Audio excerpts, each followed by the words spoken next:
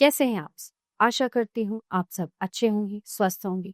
स्वागत है आपका इस कक्षा में। आइए आज हम पढ़ते हैं हिंदी का पाठ 4 निधि के दोहे। ठीक है बच्चों, आपने दोहे तो सुने भी होंगे, पढ़े भी होंगे, है ना? तो कबीर के दोहे, रहीम के दोहे बहुत ही ज्यादा प्रचलित है और इन दोहों में बहुत अच्छी अच्छी बातें हमें सीखने को मिलती हैं। तो आइए शुरू करते हैं। गुरु गोविंद दो खड़े, काके लागू पाए, बलिहारी गुरु आपने गोविंद दियो बताए। यानी कि हे प्रभु, मेरे सामने जो है गुरु भी खड़े हैं और गोविंद भी खड़े हैं, यानी कि गुरु भी हैं और भगवान भी है। तो पहले मैं किसकी पूजा करूं, पहले मैं किसके पैर छूऊं, पहले मैं किसके सामने नतमस्तक होऊं? तो अब क्या कहते हैं जो है कबीरदास जी कि बलिहारी गुरु आपने गोविंद दियो बताए, कि हे गुरु, आपने ही मुझे गोविंद तक पहुंचने का रास्ता दिखाया है, प्रभु तक पहुंचने का रास्ता आपने ही बताया है, इसलिए मैं पहले गुरु के पैर छूऊंगा। रहीमन धागा प्रेम का मत तोड़ो चटकाए, टूटे पे फिर ना जुड़े जुड़े गांठ पड़ जाए। कहते हैं कि जो है रहीमन धागा प्रेम का, तो जो प्रेम का धागा होता है आपस में, चाहे वो परिवार में है, चाहे मित्र से है, चाहे वो सखा से है, उसको कभी भी जो है प्रेम का धागा नहीं तोड़ना चाहिए, है ना? अगर वो धागा टूट जाता है, यानी कि मन में मुटाव, मतलब मन मुटाव नहीं होना चाहिए, मन में मैल नहीं होना चाहिए अगर आपको किसी से प्रेम है। और अगर एक बार वो प्रेम का धागा टूट गया, वो प्रेम का जो है हृदय में मन मुटाव बैठ गया, या किसी से कुछ मतलब आपको जो भी कुछ दुश्मनी हो गई, या है ना, तो वो धागा अगर टूट जाता है, फिर से बातें तो हो जाती हैं, है ना, लेकिन क्या होता है वो लगाव नहीं रह पाता।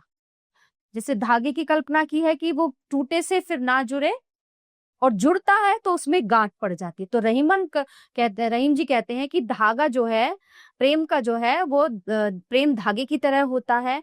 अगर टूट जाए, वो जुड़ तो जाता है लेकिन उसमें फिर से गांठ पड़ जाती है। बुरा जो देखन में चला, बुरा ना मिलिया कोई।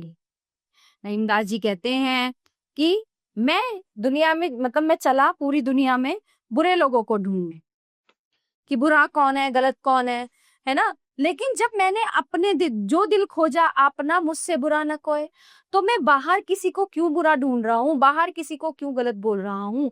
मैं खुद को देखूं, मैं स्वयं को देखूं, है ना? मैं अच्छा हूं तो सब अच्छे हैं, और मैं बुरा हूं तो मतलब सबसे पहले मुझे अपने अंदर अपने को देखना है। तो जो मैंने अपना दिल देखा तो मुझे लगा कि मुझसे बुरा तो कोई है ही नहीं। कहीं रहीम संपत्ति सगे, बनत बहुत बहुरीत, विपत्ति कसौटी जे कसे तेई साची। तो रहीमदास जी कहते हैं कि जब आपके साथ धन दौलत पद प्रतिष्ठा होती है तो सभी आपसे आपके संबंधी होते हैं, आपके दोस्त होते हैं, लेकिन सच्चा मित्र, सच्चा संबंधी वही होता है जो विपत्ति में आपका साथ दे। रूठे सुजन मनाइए, जो रूठे 100 बार, रहीमन फिर पोइए, टूटे मुक्ता हार। तो जो आपके अपने हैं, है ना, वो कितना भी रूठ जाए उन्हें मना लेना चाहिए, है ना? जिस प्रकार से मोतियों का जौहार जितनी बार टूटता है उसको जोड़कर पहन लेना चाहिए। तो अपने जो लोग होते हैं उनको हमेशा मना लेना चाहिए। कन कन जोरे मन जुरे, काढ़े निबरे सोए, बूंद बूंद सो घट भरे, टपकत रीतो होए। ठीक है, कन कन को जोड़ने से, है ना, एक एक कण को जोड़ने से मन हो जाता है, यानी कि गेहूं का एक एक दाना जोड़ने से गेहूं मन भर ढेर हो जाता है ना? काढ़े निबरे सोए। और क्या होता है कि बूंद बूंद से घड़ा भरता है, और अगर वो एक एक बूंद टपकेगा तो वो खाली हो जाएगा। रात गवाई सोए के, दिवस गवाया खाए, हीरा जन्म अमोल था, कौड़ी बदले जाए। यानी कि दिन तुमने जो रात जो है वो सोने में गंवा दी, पूरा दिन तुमने खाने में गंवा दिया। तो जो तुम्हें ये जन्म मिला है, मनुष्य जो जन्म मिला है, ये बहुत अनमोल है ना? ये हीरे जैसा जन्म जो तुम्हें इस पृथ्वी पर मिला है, ये बहुत अनमोल है। इसको तुम कौड़ी के बराबर क्यों कर रहे हो? इसलिए कुछ अच्छा करो, मेहनत करो, सफलता प्राप्त करो अपने जीवन में, कि कुछ ना कुछ करते रहो। विद्या धन उद्यम बिना, कहूँ जो पावे कौन, बिना डुलाए ना मिले जो पंखा की पौन।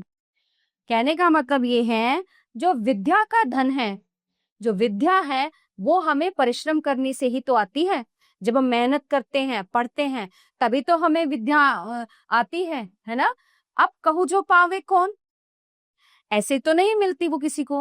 अब बिना डुलाए ना मिले, जब तक हम पंखे को ऐसे झलेंगे नहीं उसकी डंडी को पकड़ के, तो हमें हवा कैसे मिलेगी। तो कुछ भी अगर कार्य करना है, अगर हमें जीवन में सफलता चाहिए, हमें कुछ कार्य में सफलता चाहिए, तो हमें उसके लिए मेहनत जरूर करनी होगी।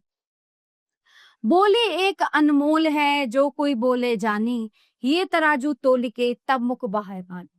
तो हमारी जो बोल है, जो वचन है, वो बहुत अनमोल होते हैं, उन्हें व्यर्थ ही नहीं बोलना चाहिए। जो कोई बोले जानी, जो कोई बोलता है वही जानता है। इसलिए कुछ भी बोलो, कुछ भी बात अगर कहनी है तो उसको तोल मोल करके ही वो मुख से बाहर आनी चाहिए। ठीक है, वो सोच समझ के तोल के बोलना चाहिए। मधुर वचन ते जात मिट उत्तम जन अभिमान, तनक शीत जल सो मिटे जैसे दूध उफान। कहने का मतलब ये है, मीठे वचन बोलकर जो है कितने ही कठोर से कठोर व्यक्ति हो, कितना ही अभिमानी व्यक्ति हो, मीठे वचन बोलकर उसका जो है अभिमान नष्ट हो जाता है। जैसे अब दूध उबल रहा है, उबलते दूध में हम 2 बूंद पानी डाल देंगे, 2 घूंट पानी डाल देंगे, तो वो दूध का उफान शांत हो जाएगा ना। तो कोई कितना ही कठोर से कठोर व्यक्ति है, अगर हम उसके सामने मधुर वचन बोलेंगे, प्रिय बोलेंगे, तो वो कहीं ना कहीं जो है पिघल जाएगा। प्यारे बच्चों, ये पाठ समाप्त होता है। आशा करती हूँ आपको अच्छे से समझ आया होगा। मिलते हैं अगली कक्षा में। धन्यवाद।